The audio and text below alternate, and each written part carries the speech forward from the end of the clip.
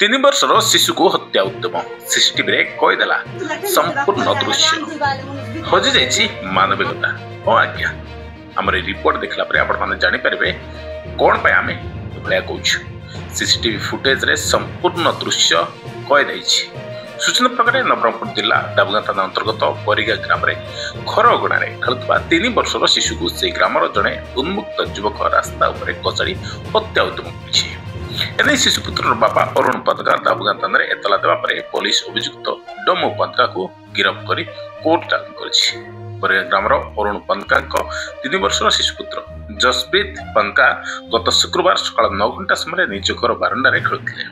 से समय अरुण पनका पड़ोशी मिथुल पनका शिशुपुत्र को धरी तांकर पड़ोशी तुलसी पनका घर को नैथिले। तुलसी पनका घरे शिशुपुत्र जसप्रीत खेलुथिला। एही समय से ग्रामर डमो पनका हठात घरे पसी शिशुपुत्र को घोषारी बाहर को आनिथिला।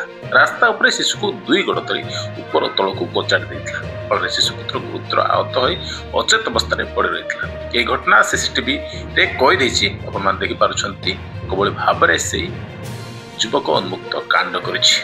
पाखरे थिबा ग्रामवासी शिशु को उद्धार करथिले। परे डमो पनका चंपट मारथिला।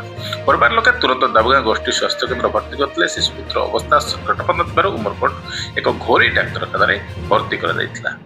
एने दाबुगा थाना रे केस नंबर 229/25 रे एक मामला रुजु करी तदंत जारी रहितबा तदंतकारी अधिकारी एएसआई चंद्रशेखर हाजिर कहिसंती।